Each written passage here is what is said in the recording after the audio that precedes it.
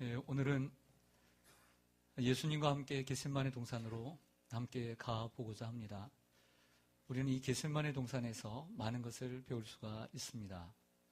예수님께서 잡히시던 바로 그 전날 밤 마지막 제자들과 송별 식사를 하기 위해서 모였고, 제자들의 발을 먼저 씻겨주시고, 그리고 제자들과 마지막 식사를 하셨습니다.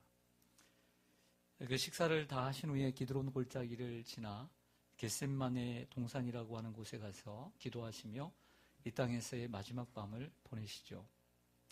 겟세마네 동산, 이 겟세마네는 감람산 아래쪽에 위치해 있는 감람나무들이 모여있는 이러한 동산입니다.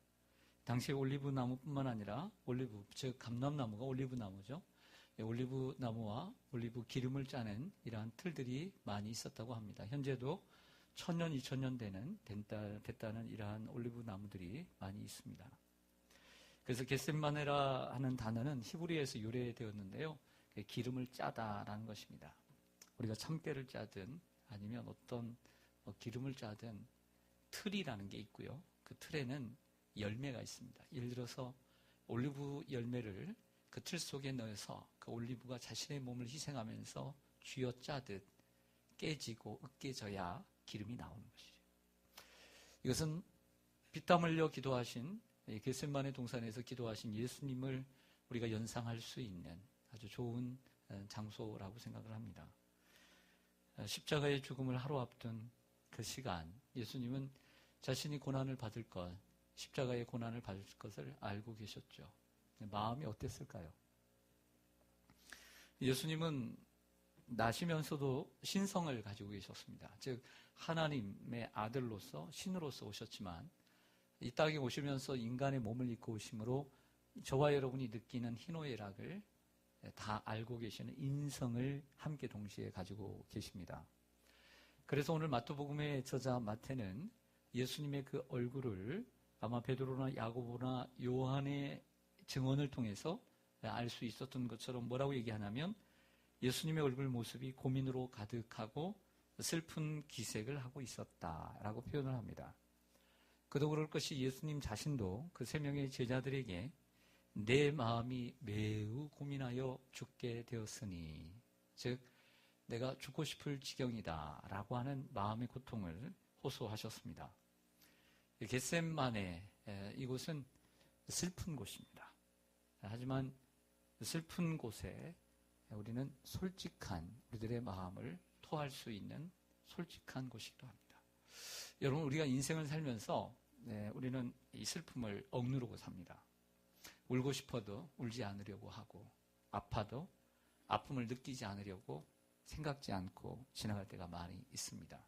하지만 우리가 주님 앞에 때로는 슬픈 마음을 가지고 나아갈 필요가 있고요. 가끔씩은 그 슬픈 겟세마네 동산에 올라가 우리들의 마음, 누구에게도 얘기하고 싶지 않은, 얘기할 수 없는 내 인생의 아픔을 가지고 주님 앞에 내 솔직한 고백을 드리는 것이 필요합니다.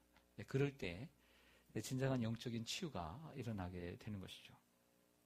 사랑하는 성도 여러분, 슬픔으로 가득 차 계시는 그 예수님이 계신 곳 겟세마네, 주님이 여러분들을 부르시고 계십니다.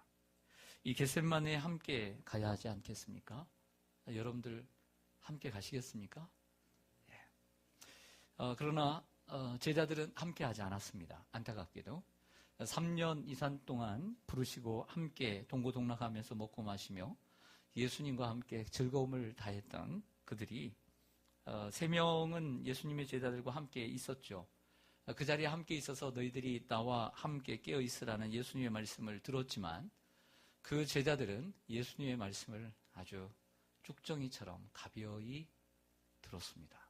이게 문제입니다. 가벼이 듣는 것. 예수님의 말씀을 아주 가볍게 듣는 것. 이것이 문제입니다.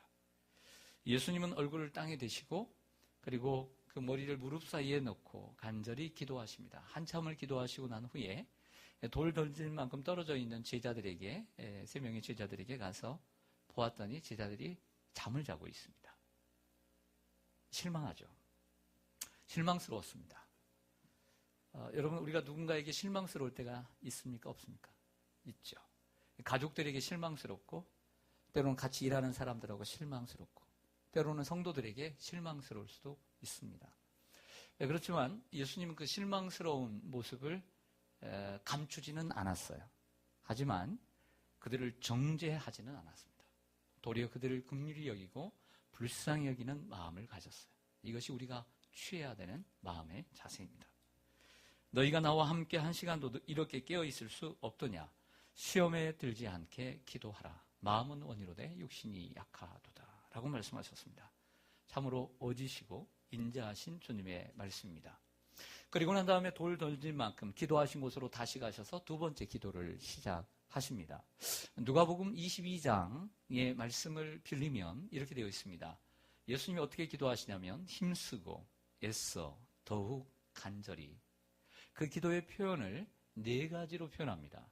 힘쓰고 애써 더욱 간절히 기도하시니 땀이 땅에 떨어져 핏방울 같이 되더라고 말씀을 하셨습니다. 한참을 기도하시죠. 아버지요, 이 잔을 옮겨주시옵소서. 하지만 그렇게 되지 않는다면 내 뜻대로 마옵시고 아버지의 뜻대로 되게 하옵소서. 이런 기도도 우리가 배워야 합니다. 예수님의 마음을 조금도 이해하지 못하고 제자들이 자고 있었습니다. 예수님의 아픔에 조금도 동참하지 못하고 그들은 계속 잠을 자고 있습니다. 그들은 무지했고 무정했습니다. 예수님은 다시 세 번째 다시 그 자리로 가셔서 한참을 기도하십니다. 그리고 하나님의 뜻을 깨닫고 자신을 십자가에 내어 드리기로 작정을 합니다. 그리고 후에 제자들에게 와서 보니까 또 자고 있는 거예요. 다시 흔들어 깨웁니다. 일어나라, 함께 가자. 나를 파는 자들이 가까이 왔도다. 이렇게 말씀을 하시는 내용입니다. 자, 오늘 본문을 이렇게 읽다 보면 마태복음 26장 36절에서 46절입니다. 6으로 끝나죠. 26장 36절에서 46절. 근데 이 11절의 말씀을 보면 그 가운데 함께라는 단어가 강조되어 있고 4번 기록되는 것을 볼 수 있습니다. 오늘 본문에 보면 36절, 그리고 38절, 그리고 40절, 그리고 마지막 46절에 이 함께라는 단어가 4번이나 연급 후 기록되어 있는 것을 보게 됩니다. 자, 이 말은 예수님께서 제자들과 함께 하기를 원했다라고 하는 것이죠. 그러나 제자들은 예수님의 슬픔에 함께 참여하지 않았습니다. 좀 더 저를 보시죠. 좀 더 영역을 넓혀볼게요. 자, 3명의 제자들, 당연히 예수님과 함께 장소적으로는 있었지만 그냥 없는 것보다 못한, 없는 것보다도 못한, 도리어 없으면 눈에 안 보이면 실망이라도 덜 할 텐데, 날 위해서 기도하겠지 이런 마음이라도 그냥 가질 텐데 옆에 있으나 마나, 없으면 더 나을 그런 제자들의 모습을 보았습니다. 나머지 8명의 제자들은 뭘 하고 있으냐면 마가의 다락방에 있었던지 아니면 저 산 밑에 중턱에 있었던지, 어떤 이들은 함께 얘기를 나누고 어떤 이들은 뭐 잠을 자고 있었겠죠. 그러나 그날 밤에 새벽에 예수님이 잡히시고 대제사장의 집에, 헤롯의 집에 끌려다니고 채찍에 맞고 결국에는 아침에 그가 십자가 형틀에 죽게 되었다는 소식을 들었을 때 그 나머지 제자들은 고향으로 도망쳐 버렸습니다. 또 다른 제자를 보죠. 가룟 유다입니다. 가룟 유다는 예수님에 대한 환상을 가지고 있었습니다. 그래서 그 환상이 깨지자 예수님을 은30냥에 팔아버리는 이러한 제자의 모습을 보였습니다. 베드로는 어떻습니까? 오늘 이 도금산에 있었던 베드로. 그래서 예수님이 십자가에 못 박혀 이들에게 참 잡혀가지 않도록 칼까지 들었던 베드로. 하지만 결국에 대제사장의 그 마당에서 한낱 여종들이 묻는 그 질문 속에서도 예수님을 모른다고 3번이나 부인하고 맹세하고 저주하고 도망쳐 버렸습니다. 제자들이 예수님과 함께하지 않으면 생각보다 죄질이 나쁩니다. 죄질이 나쁘다. 즉, 그 죄의 무게가 크다라고 할 수가 있습니다. 판사가 재판을 할 때 이런 얘기를 합니다. 저 사람은 죄질이 나쁘다. 죄의 무게가 무겁다는 거죠. 자, 왜 무겁냐면 사자성어로 설명을 할게요. 그 이유 가운데 하나는 자가당착이라고 하는 사자성어를 통해 말씀드리겠습니다. 이 자가당착이라는 말은 자가는 자신을 가리킵니다. 이 당착이라고 하는 말은 앞뒤가 서로 보순된다 이런 말입니다. 더 설명을 곁들이면 과거에 자기가 한 말이 있습니다. 과거에 자기가 한 행동이 있습니다. 어떤 사람은 글을 잘 써서 책으로 글로써 자기의 생각을 이렇게 살아야 된다. 이렇게 자기의 글로 피력을 해놨습니다. 그런데 자기가 그 한 말이 있는데 현재 자신의 모습과 과거에 자기가 한 말과 행동과 자기가 쓴 글이 서로 맞지 않는 것입니다. 도리어 과거의 그 말과 그 행동과 그 글이 자기를 넘어뜨리게 하는 것이죠. 그래서 더 죄질이 나쁘다는 거죠. 자, 오늘 본문 마태복음 26장 33절로 가보겠습니다. 오늘 26장 33절 같이 한번 읽겠습니다. 시작. 베드로가 대답하여 이르되 모두 주를 버릴지라도 나는 결코 버리지 않겠나이다. 아멘. 이거는 최후의 만찬 석상에서 하신 얘기입니다. 너희들이 나를 버릴 것이다. 그러니까 베드로가 모두 주를 버릴지라도 얼마나 교만합니까? 나는 결코 버리지 않겠나이다. 언제나 나가 등장하죠. 35절 보시죠. 베드로가 3번 부인할 것을 말씀하시자 베드로가 이르되 내가 주와 함께 뭐라고요? 주와 함께 죽을지언정. 내가 주와 함께 뭐 하겠다는 거예요? 죽겠다는 거예요. 죽겠다는 거. 내가 주님과 죽겠습니다. 함께. 주를 부인하지 않겠습니다. 부인하지 않겠습니다. 라고 말하니까 모든 제자도 그와 같이 말하니라. 네. 자, 이런 걸 가리켜 자가당착이라고 하는 것입니다. 저를 보시죠. 베드로와 예수님의 제자들은 주님과 함께 죽겠다고 선언을 했습니다. 고백을 했습니다. 얼마 지난지 아세요? 얼마 지났을까요? 하루 24시간도 안 지났습니다. 하루 24시간도 안 지났어요. 이게 인간이에요. 하루 24시간도 지나지 않아 예수님을 부인하고 예수님과 함께 주와 함께 죽겠다라고 하는 그가 자가당착에 빠졌습니다. 여러분, 우리는 이 제자들의 모습을 오늘 정죄할 자격이 없습니다. 우리 똑같은 제자들이기 때문입니다. 우리는 예수님의 제자들처럼 연약합니다. 실수합니다. 우리는 넘어집니다. 과거에 우리가 주님 앞에 어떤 고백을 했습니까? 내가 주님을 위해서 내 삶을 바치겠습니다. 내가 주님을 위해서 이렇게 삶을 살겠습니다. 그리고 사람들에게도 얼마나 그런 고백을 합니까? 간증을 하면서. 그리고 목사 앞에서도 어떻게 얘기합니까?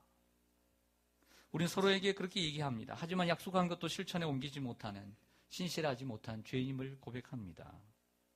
이 제자들의 모습 속에 우리들의 모습이 그대로 투영되어 있습니다. 이런 생각을 해봤습니다.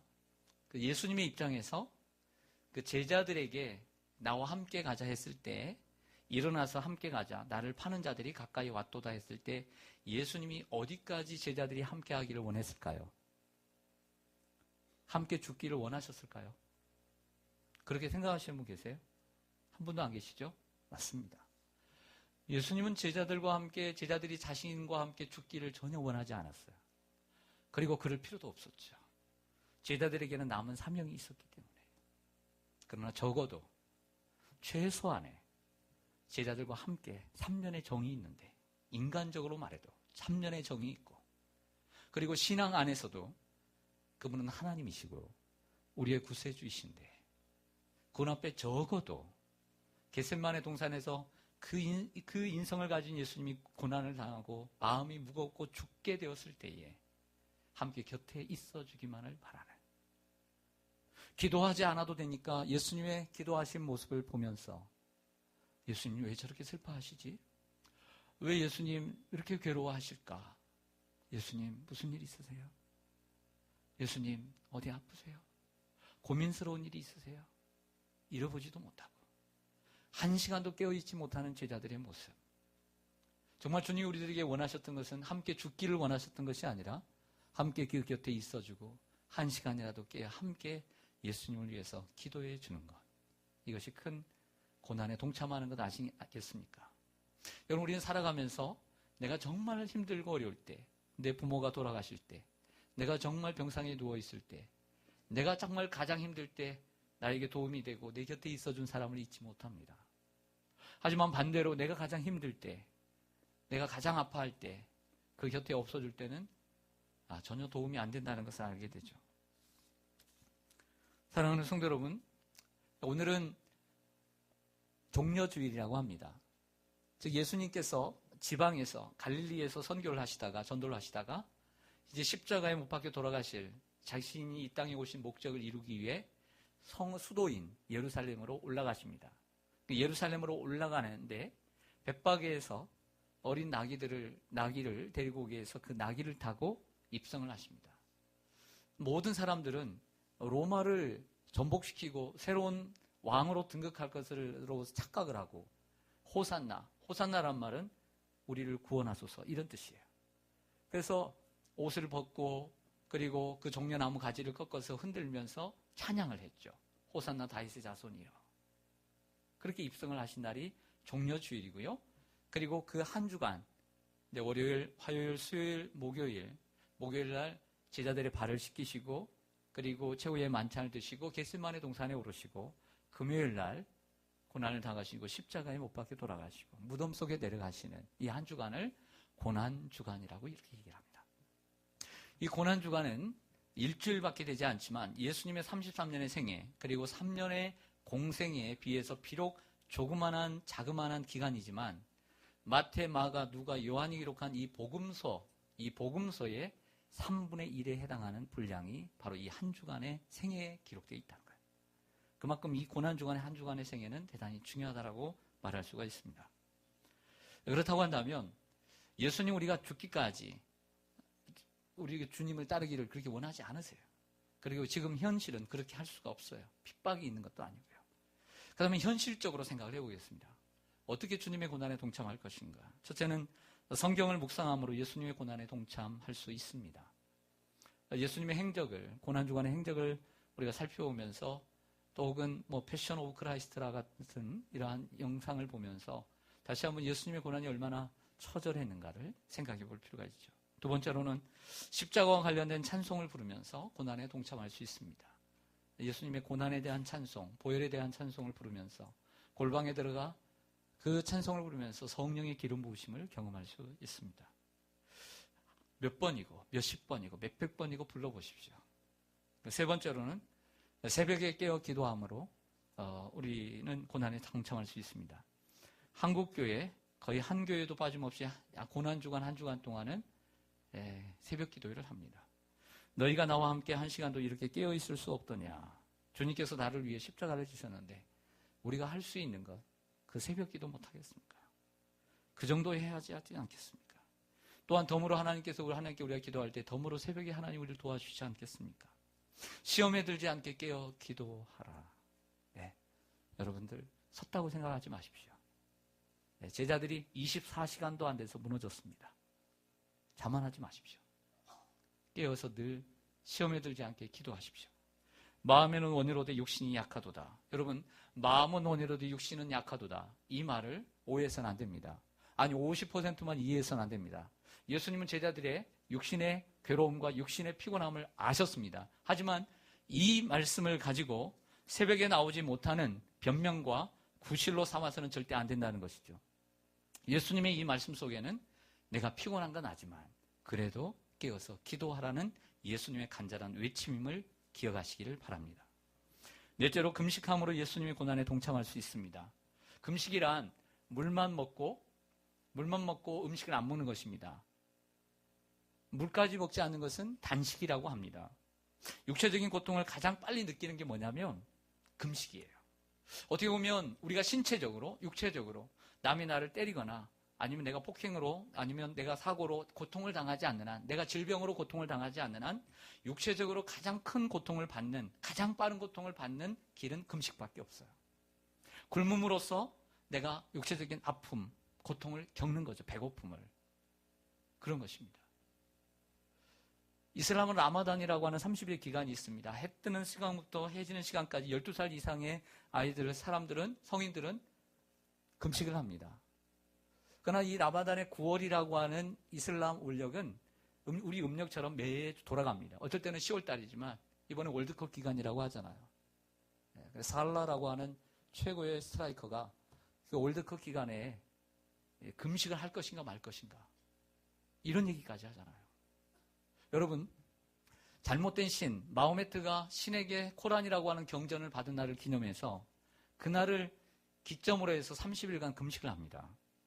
여러분, 참심이신 우리 예수 그리스도 앞에 우리가 하나님 앞에 기도하지 못할 이유가 어디 있겠습니까?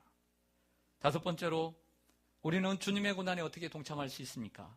다시 주님 앞에 나와 사명을 회복함으로 고난에 동참할 수 있습니다. 자, 이것은 적극적인 동참입니다. 무슨 얘기냐면, 예수님께서 우리들에게 원하시는, 정말 내가 나를 사랑하느냐? 요한의 아들 시몬아, 베드로야, 네가 나를 부인하고 정말 저주하고 도망쳤지만 그래도 나는 너를 용서한다. 내 양을 먹이라. 내 어린 양을 먹이라.